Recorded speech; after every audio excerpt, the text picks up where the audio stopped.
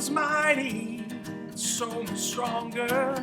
The King of glory, the King above all kings. Who shakes the whole earth with holy thunder, and leaves us breathless in awe and wonder. The King of glory, the King above all kings. This is amazing grace. This is unfailing love. And you would take my place. And you would bear my cross. You would lay down your life. That I would be set free. Oh, Jesus, I sing for all that you've done for me.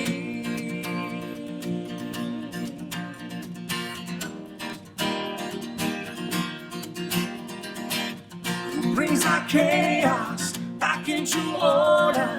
Who makes the orphan a son and daughter? The King of glory, the King of glory, who rules the nations with truth and justice, shines like the sun in all of its brilliance. The King of glory, the King above all kings.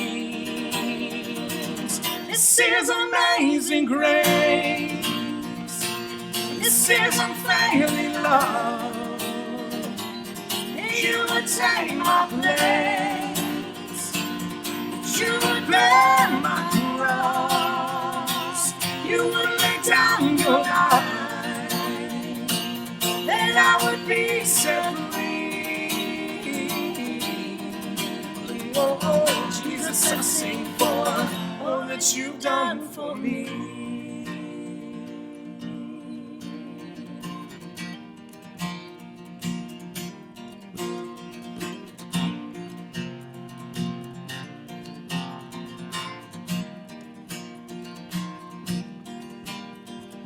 Worthy is the Lamb who was slain, and worthy is the King who conquered the grave.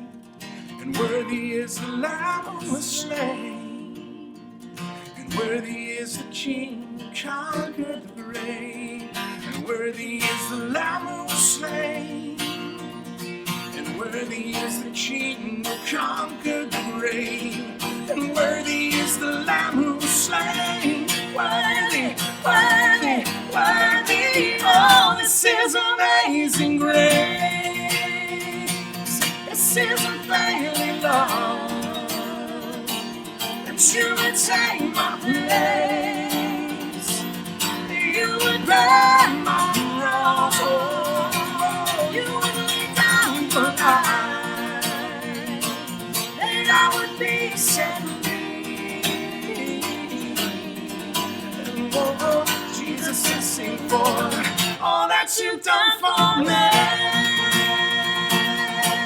Oh, all that you've done for me.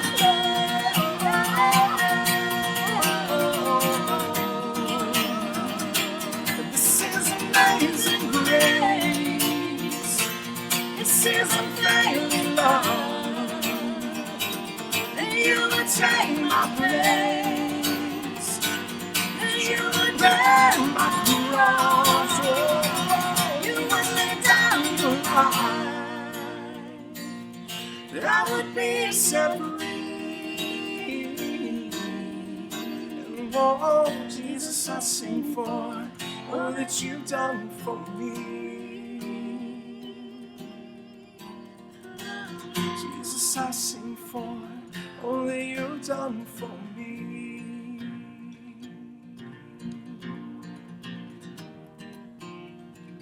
All that you've done for me.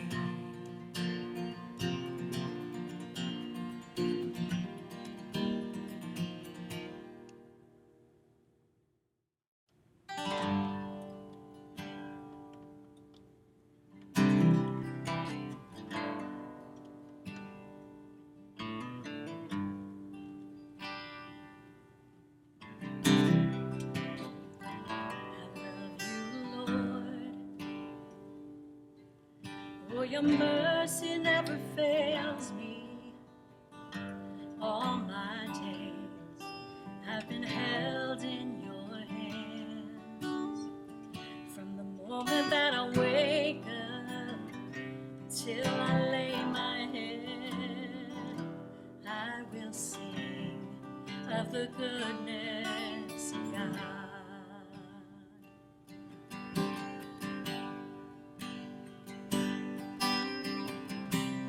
All my life you have been faithful, and all my life you have been so, so good.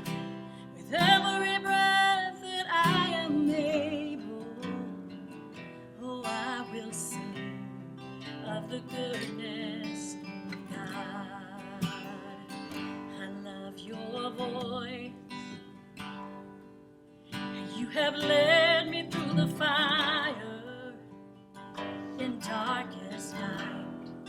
You are close like no other. I've known you as a father, I've known you as a friend, and I have lived in the goodness of God. And all my life you have been faithful. All my life you have been so, so good. With every breath that I am able, oh, I will sing of the goodness of God. Your goodness is running after, it's running after me. Your goodness is running after, it's running after me. With my life laid down, I'm surrendered now. I give you everything. Your goodness is running after, it's running after me. Oh, your goodness is running after, it's running after me. Your goodness is running after, it's running after me. With my life laid down and surrendered now, I give you everything. Your goodness is running after, it's running after me.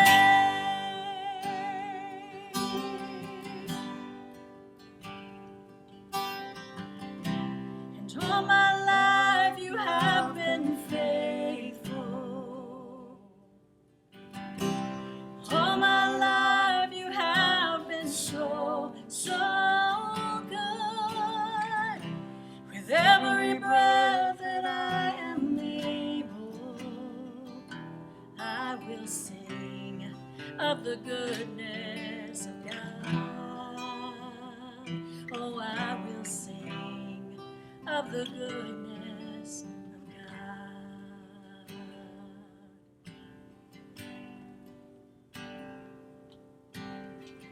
Waymaker, miracle worker, promise keeper, light in the darkness, my God, that is who you are. Waymaker, miracle worker, promise keeper, light in the darkness, my God, that is who you are.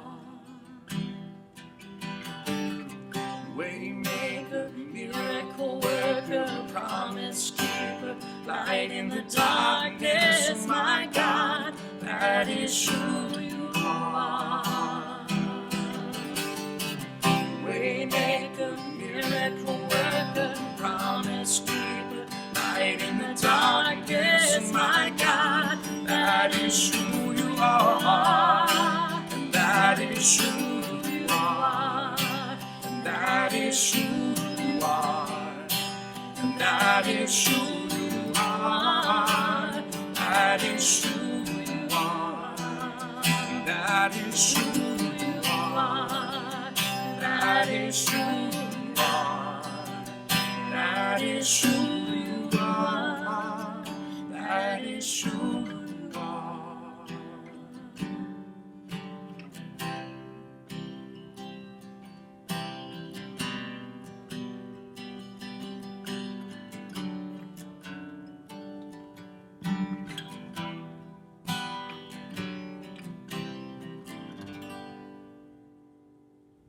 Hello, everyone. Welcome to Fairmont Park Church, the very first edition of our online church. Of course, we all know what's going on, and we're lucky to live in this time period where we can do stuff like this, still have church even though we're not together, but do it online, and everybody can have some sense of doing the same thing at the same time. Just a couple of updates. One is that our office is still open on Monday through Thursday, just like it normally is, and the staff is available. We've been coming to work, and we've been trying to minister in new and creative and inventive ways. But our building is closed, so all of our activities have been canceled, and our building is closed. So outside groups that come in, they've been notified, and we're trying to be sensitive to what the president has asked us to do and what the CDC has asked us to do. So each Sunday we're going to bring a modified version of what we do on Sunday mornings. Obviously, we're in a different setting.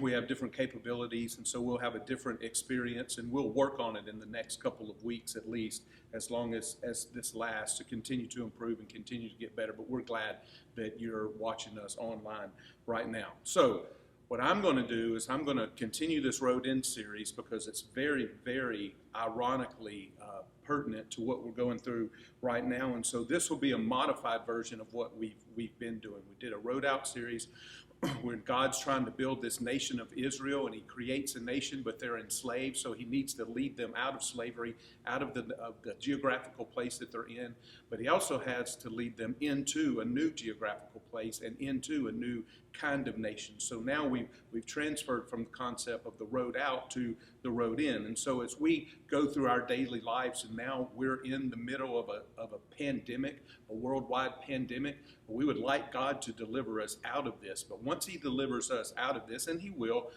we will end up somewhere else. And so we're not only taking the road out of something, but we're also taking the road into something. It's going to be a modified version because we'll pick up where we left off last week after reading the Ten Commandments, but it'll be modified because we're going to move from Exodus over to Deuteronomy, and we're going to include some current events, obviously. So remember, we're reading the Bible at the point in history where God is building and shaping a nation. And he didn't just do that with the Israelites. He's also doing it with a new nation these days. He's doing it with nations, but he's also doing it with the church, which is God's new chosen people. Just like he appears to be doing today, he was shaping and building a nation back then. But I'm not talking about China, and I'm not really talking about Italy or the United States. I'm talking about the nation of God's church. So in Deuteronomy chapter 5, the Bible repeats the same 10 commandments that we talked about last week out of Exodus chapter 20. But Deuteronomy chapter 6, the very next chapter from the 10 commandments, is where we're going to read this morning, where we're going to focus. So let me read you the first 3 verses out of Deuteronomy chapter 6, and then we'll read some more. So the Bible says, "This is the commandment, the statutes and the rules that the Lord your God commanded me to teach you, that you may do them in the land to which you are going to possess it, so that you may fear the Lord your God." And it's interesting that he talks about fear right there. "You and your son and your son's son, by keeping all his statutes and his commandments, which I command you all the days of your life, and that your days may be long. Hear therefore, O Israel, and be careful to do them, these statutes and commandments, that it may go well with you, and that you may multiply greatly, as the Lord, the God of your fathers, has promised you, in a land flowing with milk and honey." So in the very first sentence of this passage, the Bible addresses the issue of fear, which obviously is very pertinent right now. And it makes clear that the only fear, the only correct fear, is the fear of God. So when we have fear of other things or of other people or of what's going on right now, it kind of gives us a clue that maybe we need to recalibrate just a little bit our fear of the Lord, our fear of God, and our faith in him. We're expected to master the fear of other things. It's okay to become fearful, but it's not okay to stay there. Perhaps it would help our perspective if we can view this virus as an opportunity rather than simply as a fatal epidemic. And so if we go back to in history that we're reading now to when God was building this nation through individuals, we come to a man named Joseph, who some very terrible things happened to him, and he was put in a situation much like, and he could have feared much like we are doing right now. And what he actually said was this: what other people intended for evil, God intended for good. And so what that means is, although God didn't create this virus, he can literally make something good come out of it. And I think we have that opportunity. As God was working on a national level in the book of Exodus and in the book of Deuteronomy, as he was working on a national level, he schooled his people on the essence of the meaning of life. He taught them who and why and how and what to worship. Who to worship, who worships God is you and your child and your child's child, which is important. So hold that in your mind for a little while. We'll come back to it. Why we worship is so that your days may be long and that your life may go well with you. In other words, the quality of your life is enhanced if the right people worship the right God the right way. How and what come up in the next section. This next section that we're about to read, starting in verse 4. Deuteronomy chapter 6, verse 4 says this: Hear, O Israel, the Lord our God, the Lord is one. You shall love the Lord your God with all your heart, with all your soul, and with all your might. And these words that I command you today shall be on your heart. You shall teach them diligently to your children, and shall talk of them when you sit in your house, and when you walk by the way, and when you lie down, and when you rise. You shall bind them as a sign on your hand, and they shall be as frontlets between your eyes. You shall write them on the doorpost of your house and on your gates. So since there is really only one God, the goal of life is to love him with our entire being and show the next generation how to do the same thing. So this verse, this God speaks of beliefs and actions that originate in the heart rather than on tablets of stone or just our intellectual mind. We worship in private and public, as is suggested here, when he says, while you're sitting in the house and while you're walking by the way. We worship in the morning and the evening and all the time in between. So we obey God in public and in private from sunrise to sunset, and we teach the next generation to do the same thing. It's a very simple concept. Most of us who have been to church for any length of time understand this concept. But listen to this.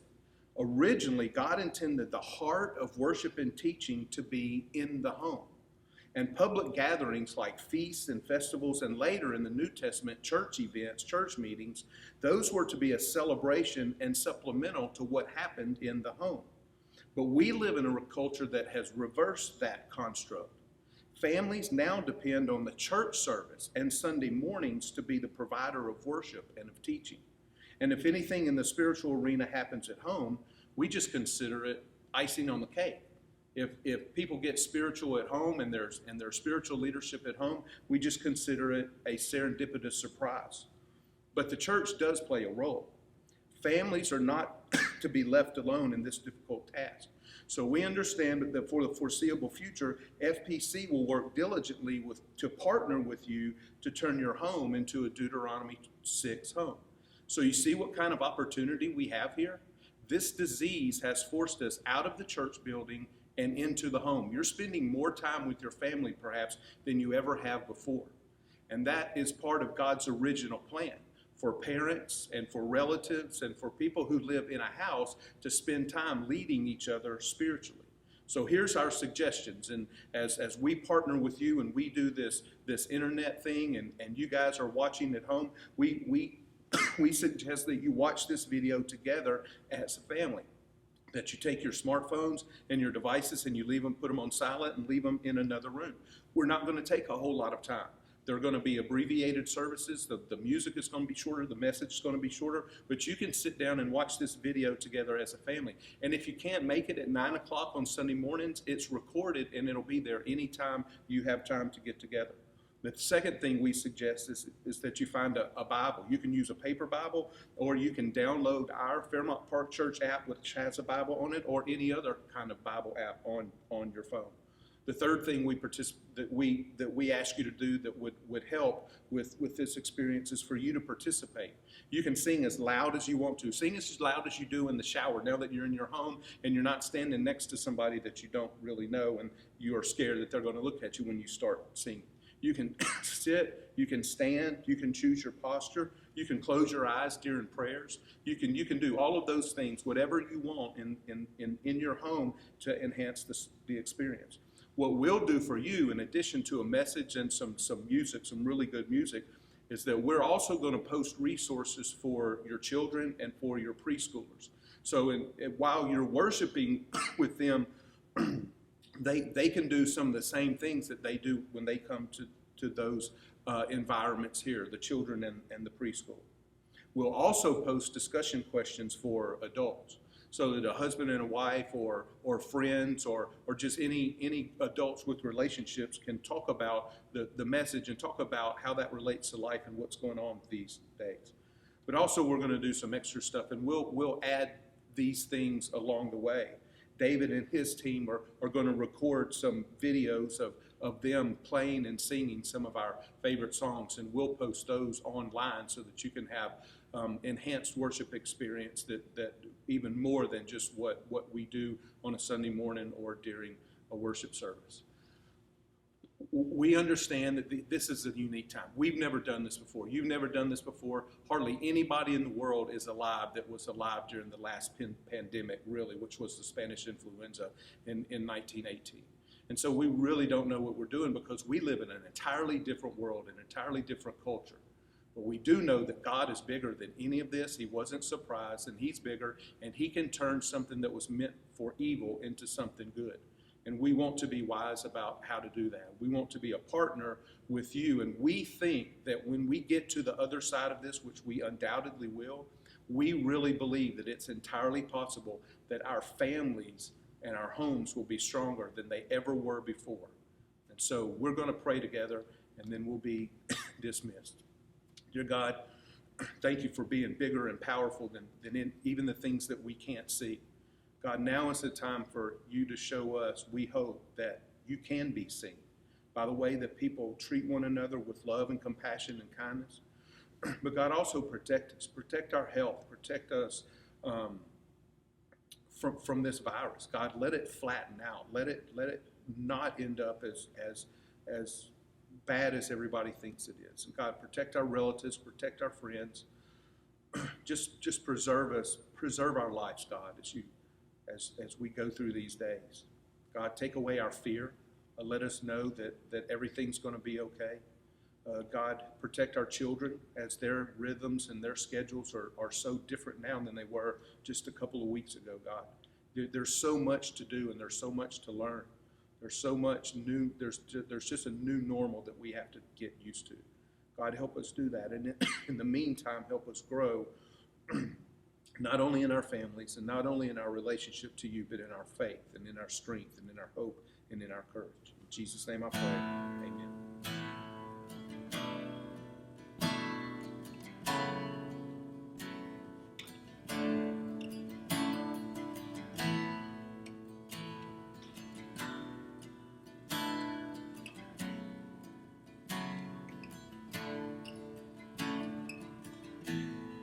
Carried a burden for too long on my own.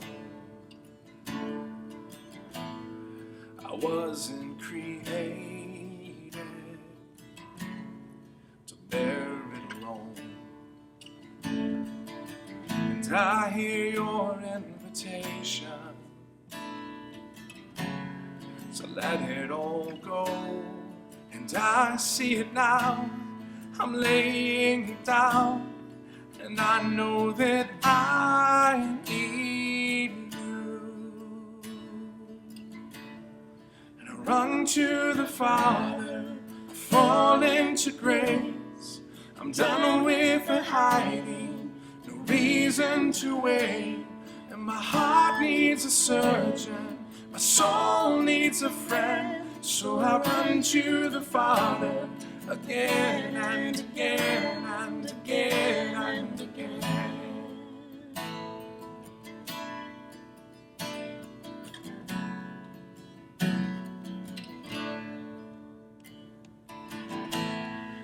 saw my condition. You had a plan from the start. Oh, your son for redemption, the price for my heart. No, I don't have a context for that kind of love, and I don't understand, I can't comprehend. All I know is I need you. I run to the Father, I fall into grace. I'm done with the hiding, no reason to wait.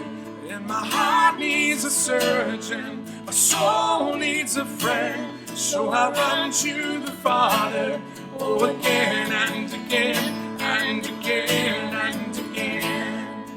Oh, oh, oh, oh, oh, oh.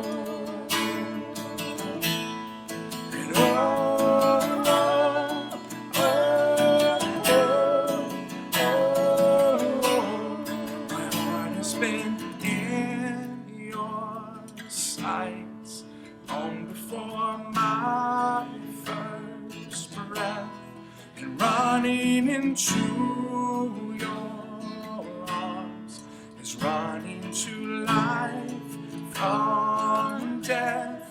And I feel this rush deep in my chest, for your mercy is calling out. And just as I am, you pull me in, and I know I need you now. My heart has been in your sights long before my first breath, running into your arms. It's running to life from death. Oh, and I feel this rush deep in my chest. Oh, your mercy is calling out. Oh, just as I am, you pull me in, and I know I need, oh, I need you now. I run to the Father, I fall into grace. I'm done with the hiding, no reason to wait. And now my heart needs a surgeon, my soul needs a friend. So I run to the Father, oh, again and again. Oh, I run to the Father, I fall into grace.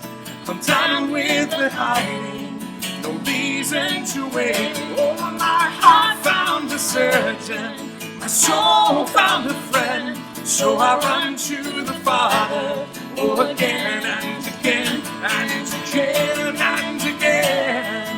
Oh, oh, oh, oh, again and again and again and again. Oh, oh, oh, oh, again and again and again and again.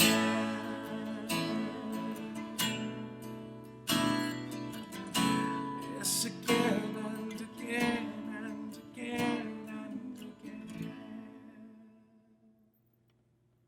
Hey, FP Church, thank you so much for joining us in this experience. And this experience is unique, there's no doubt.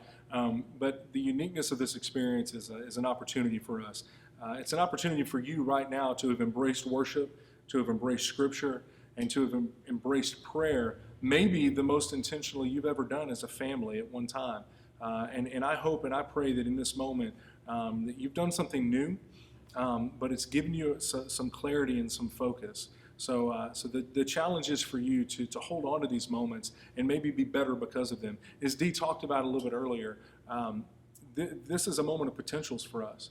We have the potential to turn these crises and these struggles into moments of opportunity for the church and for Christ to be glorified instead of us focusing on other things. So right now, as we kind of close this service out, I'm going to encourage you to pray with your family. Right now, all of you together, pray and thank God for His goodness. Thank him for his mercy. Thank him for still being worthy of our worship.